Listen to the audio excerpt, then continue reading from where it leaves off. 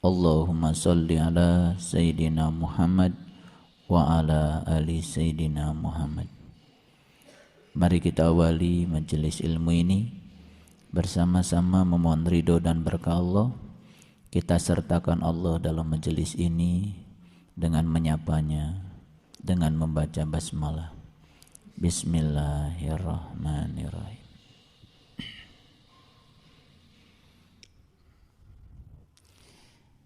Di dalam Al-Quran ada pernyataan faman syahida minkumus syahra falyasumhu.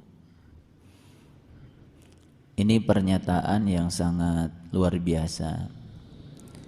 Tidak perlu ditakwil, tidak perlu kemampuan bahasa Arab yang terlalu tinggi.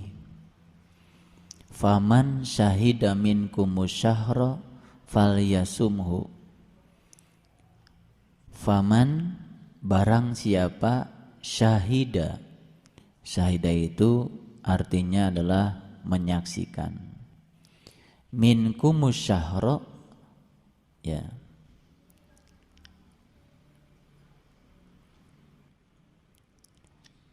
Menyaksikan apa? Menyaksikan syahra. Syahra itu adalah bulan. Falyasumhu, maka laksanakan saum. Berdasarkan ayat itu kita bisa mengambil kesimpulan bahwa orang-orang yang boleh melaksanakan saum adalah orang-orang yang sudah melihat bulan, yang sudah menyaksikan bulan. Faman syahida minkumus syahra falyasumhu. Barang siapa yang menyaksikan bulan, maka mereka hendaklah melaksanakan saum. Ini simetri dengan perintah Allah tentang saum. Ya ayyuhalladzina amanu kutiba alaikumussyam. Hai orang-orang yang beriman, diwajibkan kepadamu untuk melaksanakan saum. Gitu. Sebagaimana yang sudah diwajibkan kepada umat-umat yang terdahulu, supaya kamu menjadi orang-orang yang bertakwa. Jadi syarat saum itu di satu ayat Allah mengatakan harus dengan iman. Itu syarat saum. Nah, ternyata syarat saum yang kedua di ayat lain adalah harus melihat bulan. Gitu. Nah, sekarang persoalannya adalah apa hubungannya iman dengan melihat bulan? Iya kan?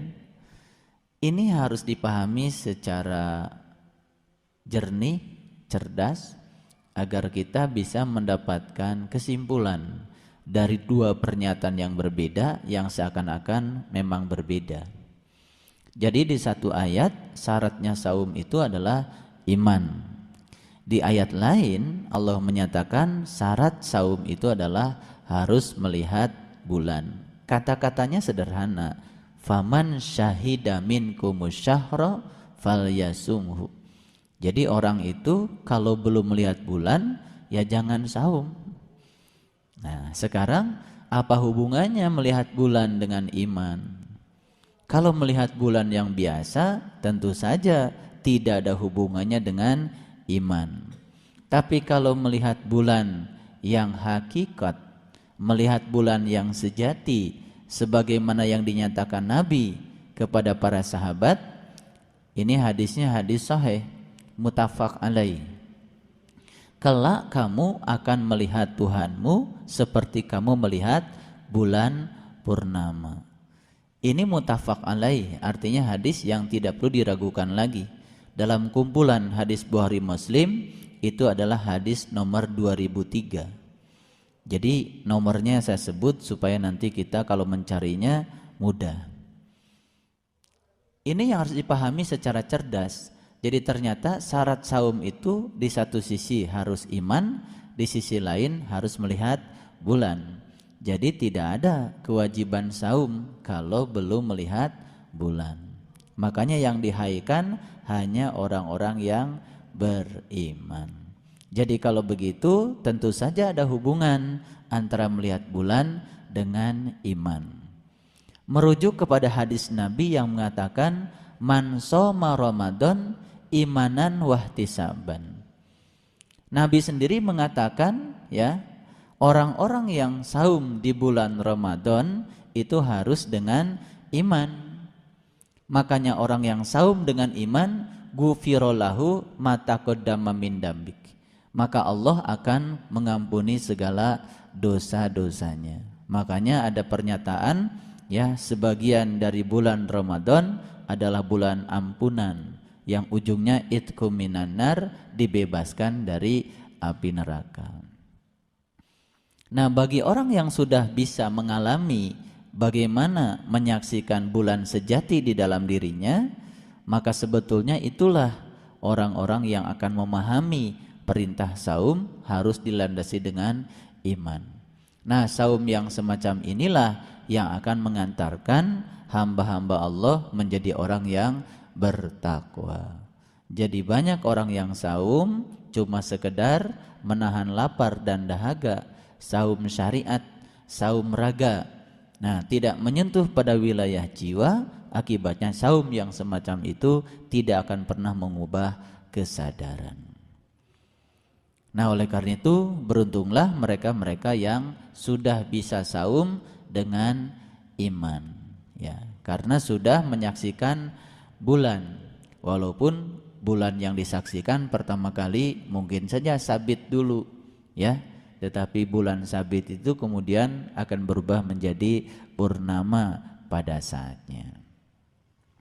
Pada kesempatan yang penuh berkah ini, saya akan mengajak turun dulu ke bagian bawah. Kita lihat Quran surat Al-Baqarah mulai dari ayat 142. Mudah-mudahan kita punya kesempatan untuk mengkajinya sampai ayat yang 158 tentang manasik haji. Nah, kenapa demikian? Karena ini penting untuk kita pahami dikaitkan dengan pemahaman kita tentang surat Al-Baqarah ayat 189 yang menyangkut bulan sabit. Saya akan bacakan sekali lagi.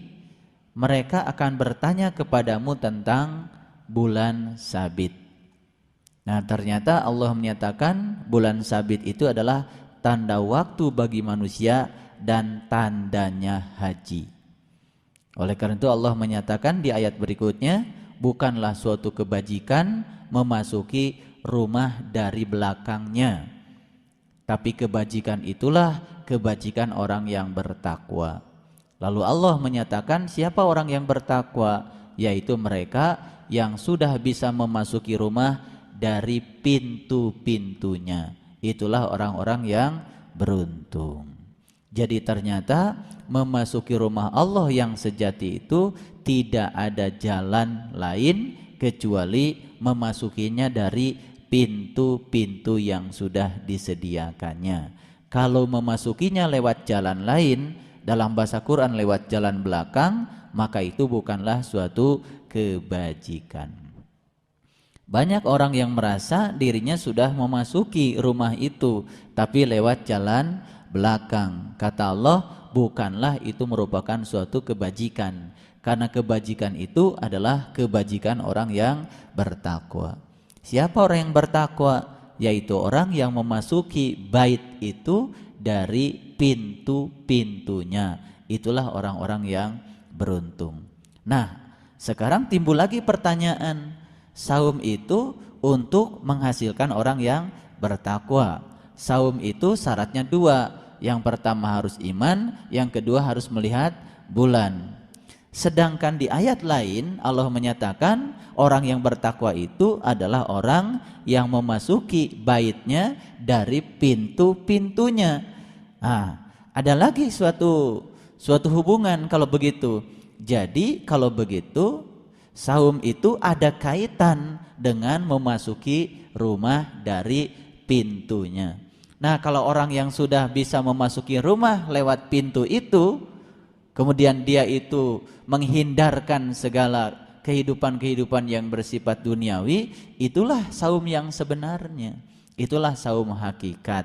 Maka orang yang saum seperti itu paling tidak dia akan menyaksikan bulan sabit, paling tidak ya. Nah, syukur-syukur kalau menyaksikan purnama, syukur-syukur kalau menyaksikan 1000 bulan. Nah, itu namanya Lailatul Qadar. Jadi semua itu petanya menjadi amat jelas ya kalau kita membacanya secara komprehensif Al-Quran itu. Tapi kalau kita mengartikan takwa berdasarkan persepsi kita, mengartikan saum berdasarkan kebanyakan orang melakukannya, menterjemahkan Lailatul Qadar seperti orang memahaminya, tidak langsung kita tujukan pada Al-Quran, kita akan mendapatkan pemahaman yang parsial, artinya tidak menyeluruh. Jadi semakin kelihatan ya tautan konsep antara satu bagian dengan bagian yang lainnya. Nah, makanya kenapa saya bilang tadi mudah-mudahan kita bisa kupas dari ayat 142 sampai ayat 158.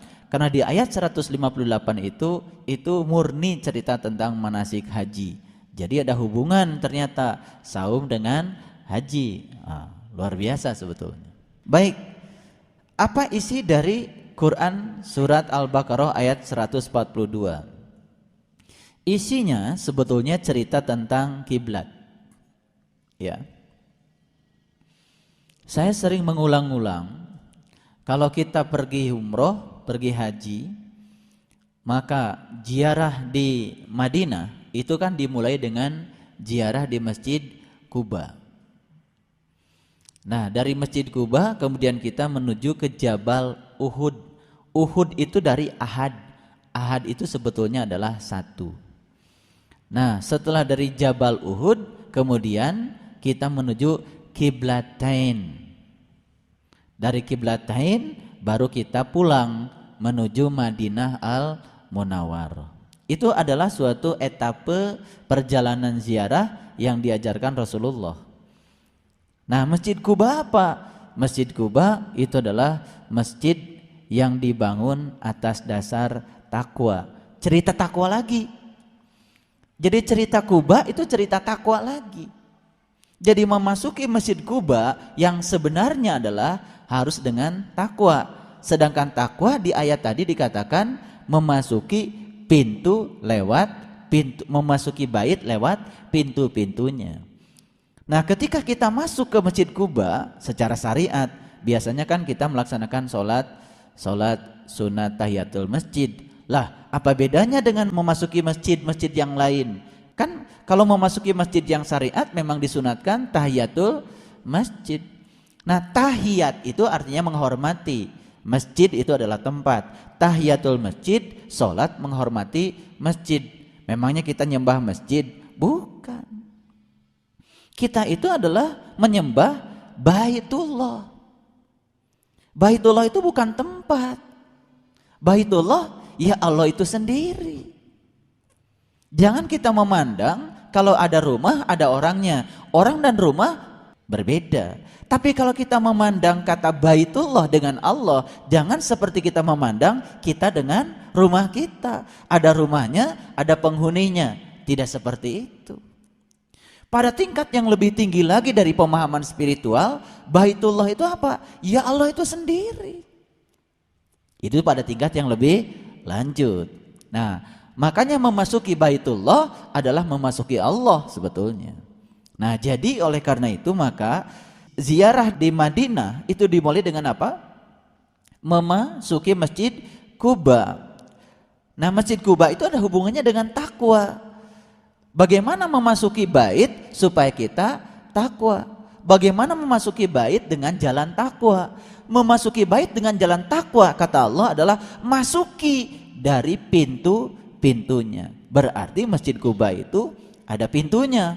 Iya dong, kalau nggak ada pintunya nggak bisa kita masuk. Nah, tetapi pintu yang mana? Pintu yang mana? Pintu yang disediakan oleh Allah secara khusus. Jadi kalau begitu Masjid Quba tidak di sana. Masjid Quba ya di sini. lebih dekat kepada kita melampaui dekatnya urat leher kita. Makanya setelah memasuki Masjid Quba, berikutnya kita akan memasuki Jabal Uhud. Jabal itu kan gunung, Uhud itu adalah ahad, ahad itu satu. Jabal Uhud adalah gunung tempat menyatu. Makanya Jabal Uhud itu ya, Jabal Uhud itu panjangnya 7 kilo. Muncul lagi di situ angka 7, luar biasa. Nah, ternyata yang luar biasa di Jabal Uhud itu pernah terjadi perang Uhud. Nah, perang Uhud itu sahabat Rasul semuanya 100. Yang meninggal 70, yang hidup 30. Luar biasa lagi. Ya, angka yang muncul di situ adalah angka 7 dan 3. Ketika kita bisa mengkosongkan yang 7, itu namanya mematikan yang 7, maka kita akan mendapatkan kehidupan 3. Betul nggak? Ya. Yang 3 itu apa? Nur Insani, Nur Muhammad, dan Nurullah. Nanti kita akan bahas di sini. Di rentetan ayat ini akan kita bahas. Ini biasa, mukadimahnya dulu supaya masuknya nanti tidak terlalu sulit. Pemanasan dulu. Luar biasa ya. Jabal Uhud itu panjangnya 7 km. Sahabat Rasul yang terlibat perang Uhud 100, yang meninggal 70 dan yang hidup 30. Memang untuk bisa menghidupkan itu harus dengan cara mematikan. Nah, saya pernah cerita, kalau kita punya telur, telur itu kalau dipecahkan dari luar, semua bakal kehidupan di dalam telur itu hancur. Paling jadi telur mata sapi. Jadi kalau telur dipecahkan dari luar, dipecahkan dengan kekuatan dari luar, semua bakal kehidupan di dalam telur itu musnah. Tapi kalau telur itu dipecahkan dengan kekuatan dari dalam, maka ternyata begitu pecah menghasilkan suatu kehidupan baru yang bernama anak ayam.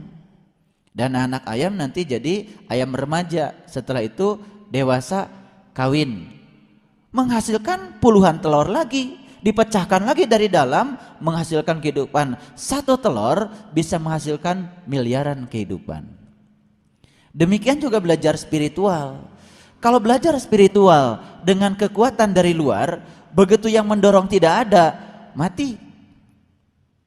Tidak ada kehidupan spiritual. Tapi kalau spiritual itu dibangun dengan kekuatan dari dalam, dari malak dari dalam, dari tekad dari dalam, dari rasa dari dalam, itu yang akan menumbuhkan kehidupan spiritual. Jadi kenapa banyak orang seperti sudah berspiritual tetapi tidak hidup spiritualnya, boro-boro menghidupkan dirinya, boro-boro menghidupkan lingkungannya, menghidupkan dirinya saja dia tidak bisa karena dia sangat bergantung pada kekuatan dari luar. Itulah spiritualnya syariat. Makanya kalau orang belajar agama dari syariat cuman disembah raga, dia cuma mengandalkan dorongan-dorongan dari luar, isin upami teu ngaos, isin upami teu salat, isin upami teu puasa. Dorongannya semua dari luar, tidak akan pernah menumbuhkan kehidupan. Dorongan dari luar bahkan justru akan mematikan kehidupan yang di dalam. Tetapi kalau dorongan dari dalam, kekuatan dari dalam, itu yang menghasilkan banyak kehidupan. Makanya banyak orang yang belajar spiritual dengan dorongan dari dalamnya, bukan sekedar dia menghidupi dirinya sendiri, tapi dia memberikan manfaat kehidupan pada orang lain. Ayo kita pecahkan telur itu dari dalam, dengan kekuatan dari dalam. Jangan pecahkan dengan kekuatan dari luar. Bagaimana memecahkan telur dari dalam? Bagaimana membangun kekuatan dari dalam? Kekuatan dari dalam diri kita yang luar biasa adalah kekuatan Allah. Karena Dia yang maha kuat.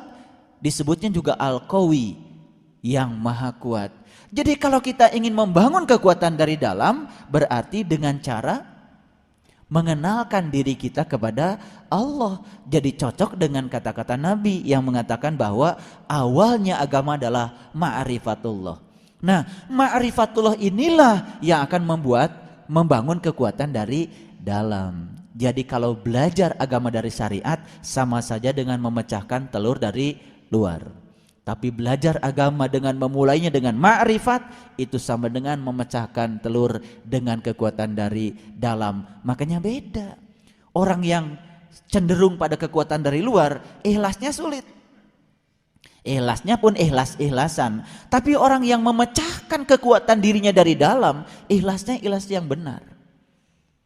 Nah, makanya kenapa kita tidak maju-maju dalam belajar spiritual? Karena kita terlalu mengandalkan kekuatan dari luar. Itulah yang disebut dengan riya. Ada riya nifak, ada riya adat. Riya nifak itu artinya melakukan sesuatu karena ada keinginan, ada muatan. Itu masih dorongan dari luar. Dorongan dari luar.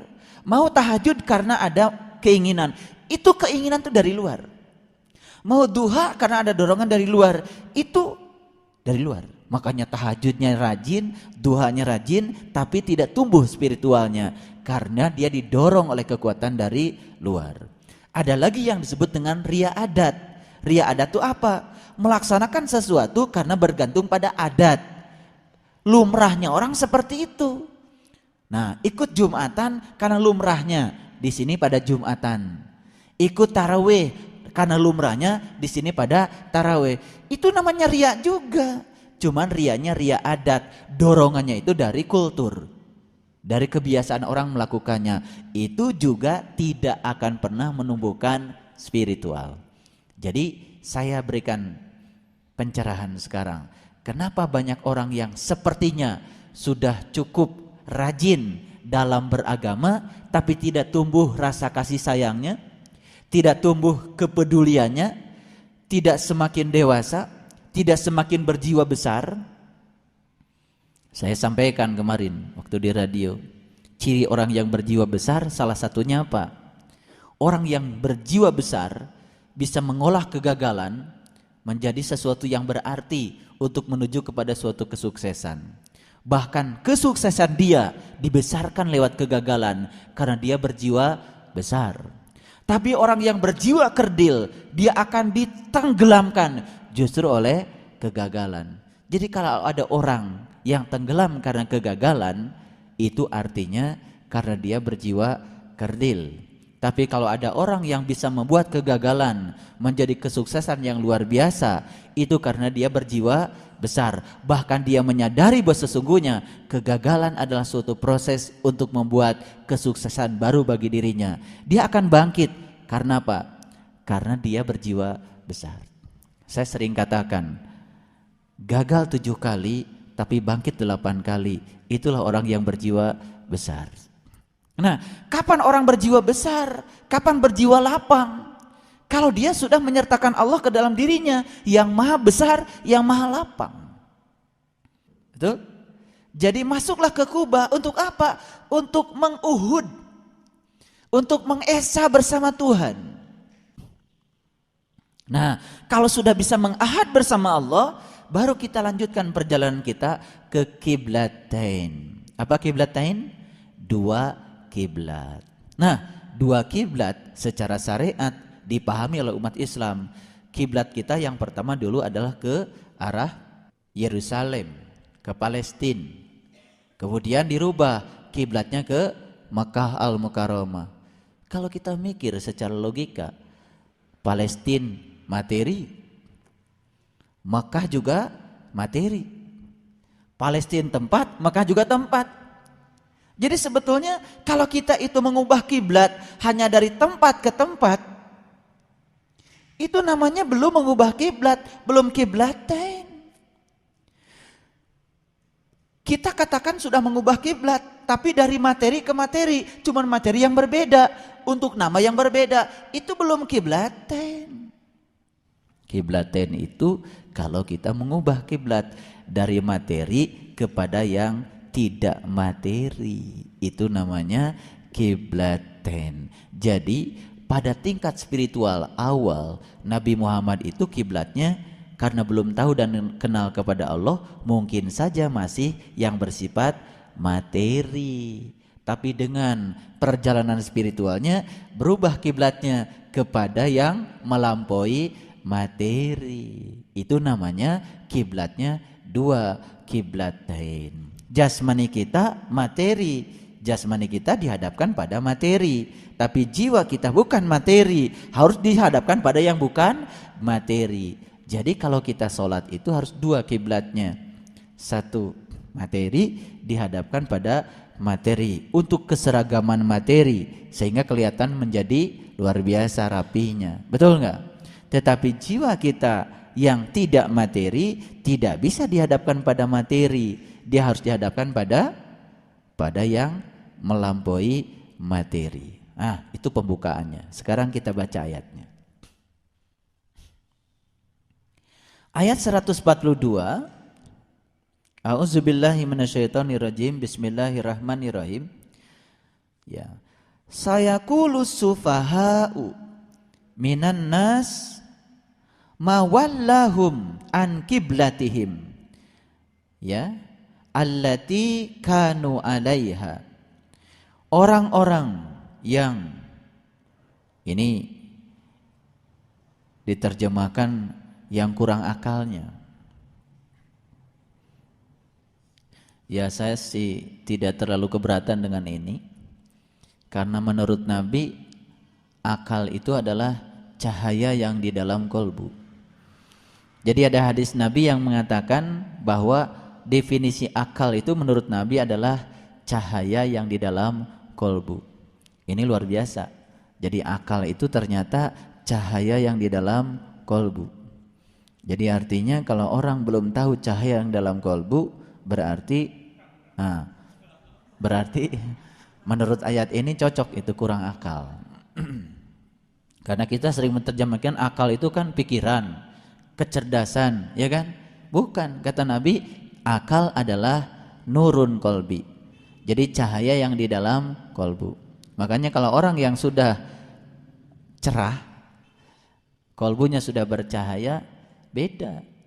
Kecerdasan intelektualnya akan terdorong oleh kecerdasan spiritualnya, karena dia sudah memiliki akal. Makanya ulul albab sering diterjemahkan orang-orang yang berakal, gak masalah. Padahal sebetulnya ulul albab dua kata, ulu albab. Ulu itu kalau bahasa Arab artinya pemilik. Albab itu dari lub. Lub itu bagian yang terdalam dari kolbu. Jadi kalau orang yang sudah tahu kolbu dan sudah masuk ke bagian yang dalamnya, bagian dalam dari kolbu itu namanya lub, maka dia menjadi ahlul bait, ahli baitullah. Sering disebut juga ulu albab. Nah, kalau orang sudah masuk ke dalam kolbu, ke bagian yang dalamnya, sudah masuk ke lubnya, berarti dia sudah bertemu dengan nur alan nur. Makanya disebutnya juga ulul albab. Nah, di Quran dikatakan ulul albab itu adalah orang yang sudah mengingat Allah dalam keadaan berdiri, duduk, dan berbaring. Simetri lagi, cocok. Ya, ini kajiannya agak berat. Kalau dengan kecerdasan spiritual enteng-enteng saja.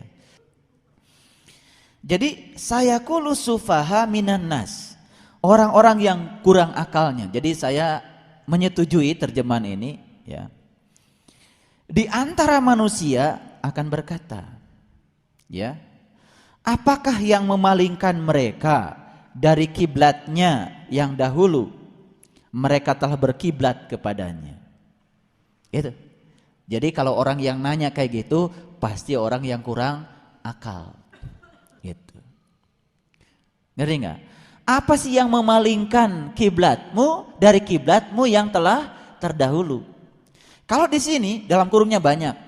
Kiblat yang dahulu dalam kurung Baitul Maqdis. Kalau mau jujur, Baitul Maqdis apa sih artinya? Baitul Maqdis itu adalah tempat yang pernah dimasuki oleh Nabi Musa.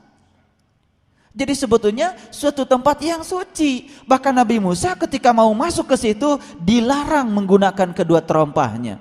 Jadi sebetulnya kalau Baitul Maqdis dalam kurung ini hanya diterjemahkan Palestina atau Yerusalem, itu juga keliru. Jadi kita itu harus melakukan suatu revolusi kiblat.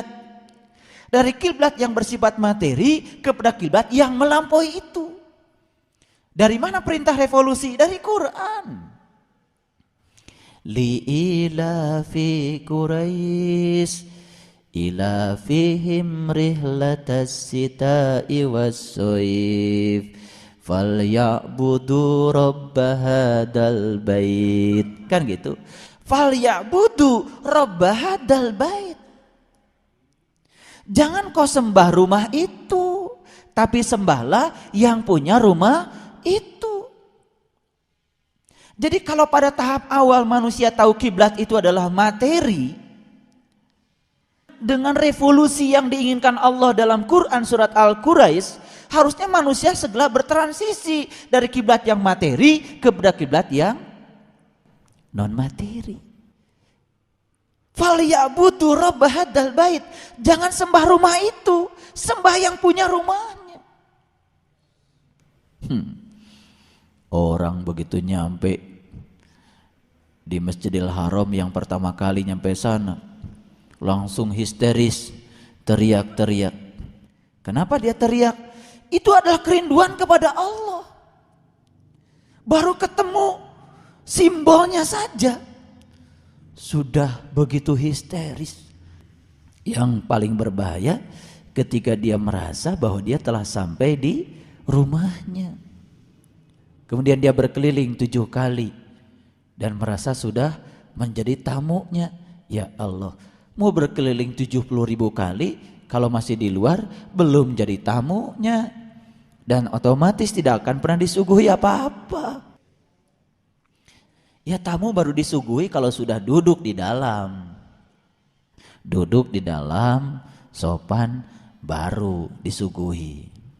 Kan Allah bilang, innalladzina qalu rabbunallah, sesungguhnya orang-orang yang sudah menyatakan Tuhannya adalah aku, Allah, sumastaqamu, kemudian menjalankan istiqomah, tatanazzala alaihimul malaikah, aku akan turunkan malaikah, aku akan bangun tekadnya, aku akan bangun karepnya. Alla takhafu wa la tahzan, aku hilangkan segala rasa takut dan rasa khawatirnya, karena dia sudah merasa cukup bersama Allah. Kan di Quran surat Ad-Duha yang sudah kita bahas, wa wajadaka ailan fa agna, aku dapati kamu dulu selalu merasa kekurangan, walaupun apa yang kamu mau sudah aku penuhi. Tapi terus saja merasa kekurangan, fa'agna, kemudian aku mencukupkannya. Ternyata perasaan kekurangan itu tak bisa dicukupkan dengan kelebihan harta. Perasaan kekurangan itu hanya bisa dicukupkan dengan Allah. Jadi dulu kita mengatakan orang kaya adalah orang yang memiliki harta, betul? Nah, sekarang saya kasih definisi baru. Ya, orang kaya memiliki harta dan dia dimiliki oleh hartanya, sebetulnya dia berubah menjadi orang yang sengsara. Paham? Dia kaya. Menurut kacamata kita, dia kaya karena memiliki banyak harta. Padahal kalau kita deketi dia, kunaon ibu teh, ayeuna mah asa tarangaos, sibuk. Gimana tuh dah, upama teh dilongokan pabrik nu itu kumaha, pabrik nu ieu kumaha, pabrik nu itu kumaha. Kalau kita jujur saja, kata memiliki itu sudah berubah bagi dia. Dia sebetulnya tidak memiliki harta, tapi dia dimiliki oleh harta. Kalau orang yang memiliki harta, biasanya dia kendalikan semua yang dia miliki. Kalau dia sudah dimiliki oleh harta, dia sumbangkan seluruh jiwa, raga, dan kehidupannya untuk hartanya. Saya mau tanya, banyakkah orang yang dimiliki harta? Sengsara itu. Nah, orang kaya itu adalah orang yang memiliki harta dan sesungguhnya dia memiliki tidak dimiliki. Hati-hati ya. Banyak orang yang disusahkan dengan yang dia punya, sebetulnya dia sedang dimiliki oleh hartanya. Jadi sebetulnya dia itu miskin banget karena dia tidak memilikinya. Makanya malamnya gak tidur karena dia masih dimiliki oleh hartanya. Tidurnya pun disita oleh hartanya untuk diabdikan seluruh kehidupannya pada hartanya. Sebetulnya dia tidak memiliki. Kesimpulan, banyak yang memiliki atau dimiliki. Mudah-mudahan kita kalau punya kelebihan harta tidak dimiliki olehnya, tapi kita memilikinya. Sederhana ya kalimatnya. Teruskan. Apakah yang memalingkan mereka dari kiblatnya yang dahulu mereka telah berkiblat kepadanya? Jadi kalau orang yang akalnya sempurna, dia itu ada kejujuran di dalam dirinya. Masa iya saya berkiblat sama ini? Ini kan cuma batu. Ini yang akalnya sempurna nih, akalnya sempurna.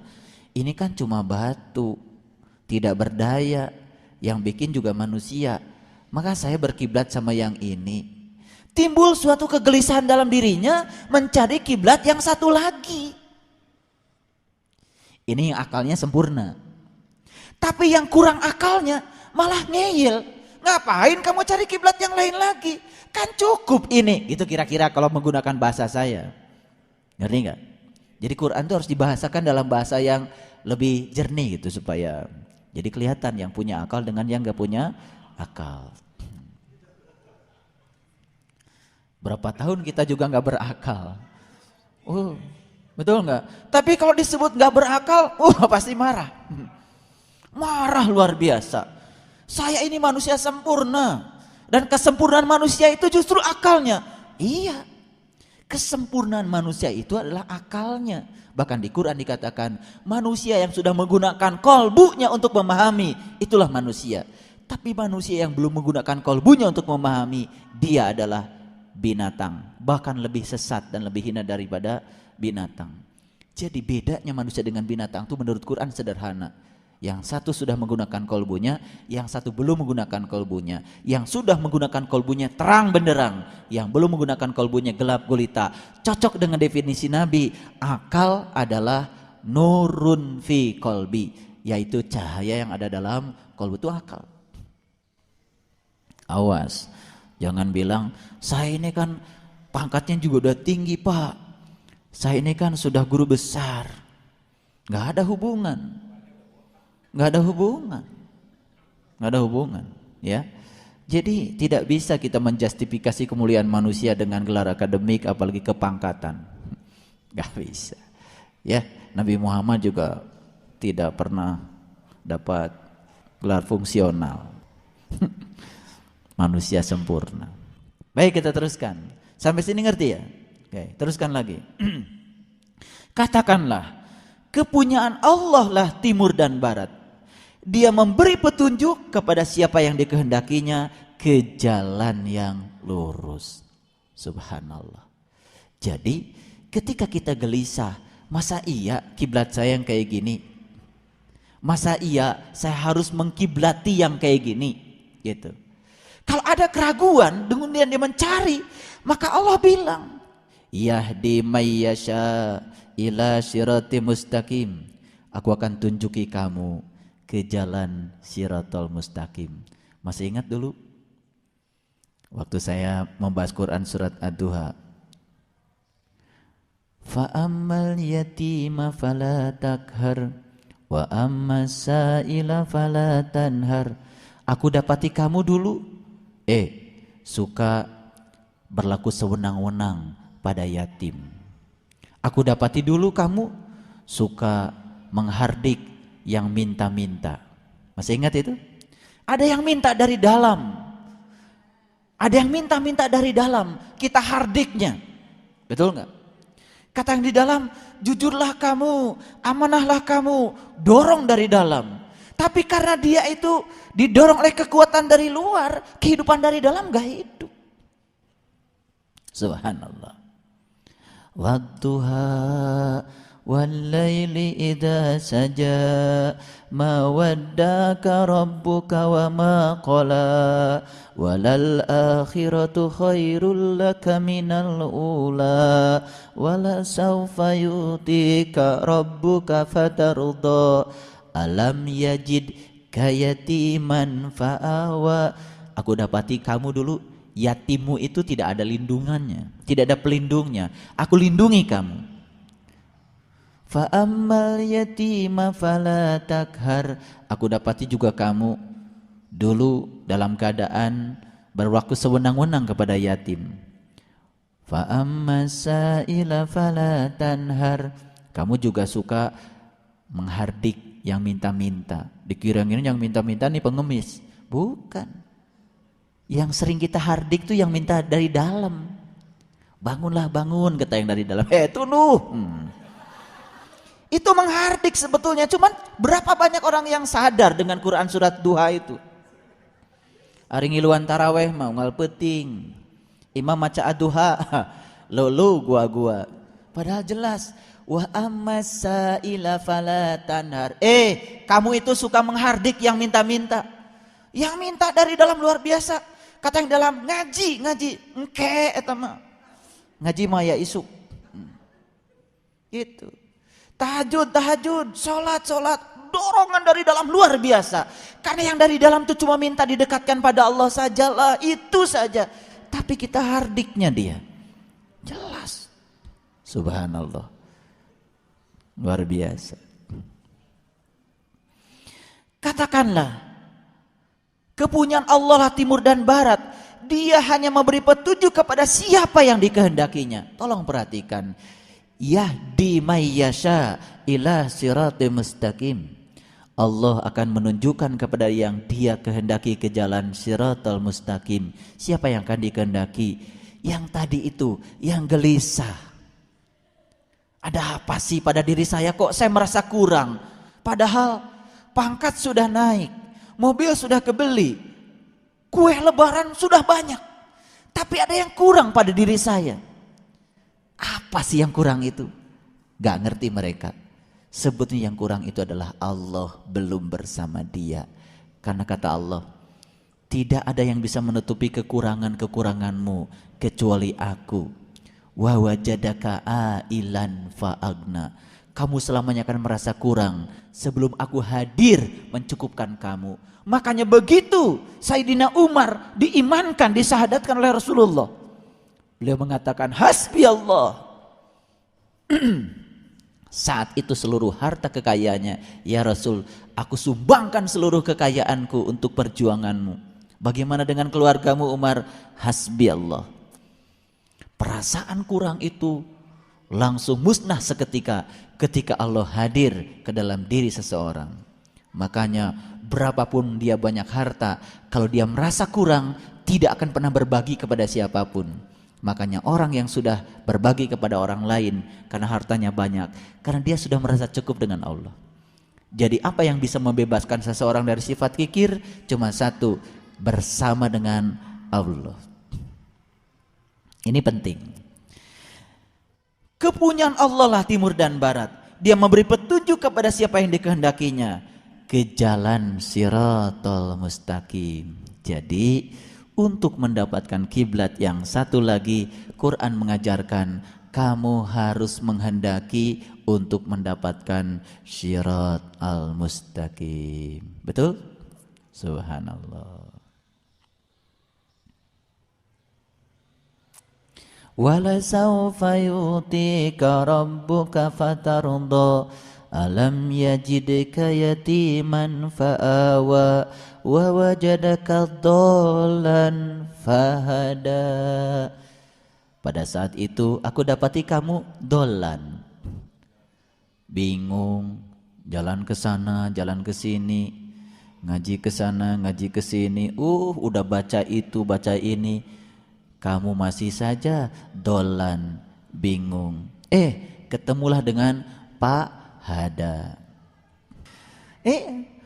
Wa wajadaka dolan, kamu saat itu bingung. Fahada, ketemulah dengan Pak Hada. Setiap sholat baca itu nggak ngerti-ngerti. Ternyata supaya tidak dolan-dolan terus, ketemulah dengan Pahada. Pahada yang memberi petunjuk. Begitu ketemu dengan Pahada, alhamdulillah dapat petunjuk. Setelah dapat petunjuk, wa wajadaka ailan faagna. Semua perasaan kekurangan itu hilang. Perasaan gelisah hilang. Tidak cemas lagi dengan ketiadaan, tidak terlalu juga sombong dengan apa yang ada, hidup biasa-biasa saja karena sudah dicukupkan dengan Allah. Luar biasa. Jadi kalau sudah ketemu dengan Pak Hada, luar biasa. Makanya nggak usah cari siapa-siapa, cari aja Pak Hada. Udah jelas di Quran. Ya. Saya sengaja bahasakan pakai bahasa yang gampang. Nanti kalau ada orang baca Quran surat Ad-Duha langsung tahu, oh iya. Saya dulu kerjanya dolan. Baru berhenti setelah ketemu dengan Pahada. Subhanallah. Baik, kita teruskan. Ya. Dan demikianlah kami telah menjadikan kamu umat yang adil dan umat pilihan. Apa kita tidak mau jadi umat pilihan? Umat yang adil. Apa artinya adil? Adil itu artinya dia sudah di tengah. Sudah tidak lagi terombang-ambing oleh pasang surut kehidupan dunia. Adil yang saya maksud bukan adilnya bahasa pengacara. Bukan adilnya bahasa jaksa, bahasa hakim. Bukan. Adil itu artinya apa? Adil itu artinya sudah tidak terombang-ambing lagi oleh pasang surut kehidupan dunia. Begitu dia ketemu dengan kiblat yang sesungguhnya, dia menjadi orang yang adil, bahkan dia menjadi orang-orang yang pilihan. Oh, jadi orang pilihan itu luar biasa. Siapa yang memilih? Yang memilih adalah dirinya sendiri untuk menjadi orang pilihan. Betul? Tetapi ketika kita memilih diri kita untuk menjadi seorang yang pilihan, maka kita membiarkan diri kita untuk diproses menjadi seorang manusia yang terpilih. Betul nggak? Saya mau tanya, kalau kita mau milih beras dari yang belum segon tahu? Segon.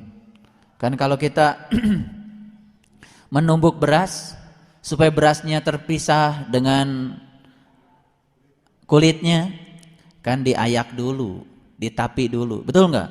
Berulang-ulang sampai mendapatkan yang pilihan. Kita aneh, ingin jadi manusia terpilih, ingin dipilih, tapi ketika Allah memproses kita pada suatu proses pemilihan, kita nggak siap, diayak heula, diayak, betul nggak? Iya, ditapi, betul nggak? Di alung-alung heula kan? Iya, di alung-alung heula. Alungkeun ka luhur, kanap deui. Alungkeun ka luhur, kanap deui. Ya, ingin jadi yang terpilih tapi pengen tanpa risiko. Aneh. Beras sebelum dipilih di alung-alung heula. Betul nggak? Subhanallah. Alungkeun ka luhur, ragrag deui. Alungkeun ka luhur, ragrag deui. Betul nggak? Akhirnya terpilih dia. Kita baru dialungkan sekali ke ragrag langsung letoy. Gimana mau jadi pilihan? Diproses oleh Allah. Karena di sini Allah mengatakan orang-orang yang ditunjukkan ke jalan Shiratal Mustaqim itu adalah orang-orang pilihan. Jadi kalau dipilih bukan langsung digini sama Allah, kamu dipilih, bukan begitu, diproses. Makanya di Quran surat Al-Ankabut itu dikatakan, ahasiban nas ayutraku ayakuluna amana wa hum la yuftanun? Apa kau mengira akan biarkan kau mengatakan iman sementara aku tidak mengujinya? Dan di ayat berikutnya Allah mengatakan, ujian ini adalah untuk memilih siapa di antara kamu yang benar-benar imannya dan siapa yang imannya palsu. Itu di ayat berikutnya. Jadi yang palsu dengan yang iman itu akan dipilih, diayak. Ya, jadi kalau sampai hari ini kita masih belum siap untuk menjadi orang yang terpilih, karena kita tidak membiarkan diri kita untuk dipilih, sampai kapanpun tidak akan pernah menjadi manusia pilihan. Ya, kuncinya itu saja. Hoyong nanti ora wae. Ya Allah.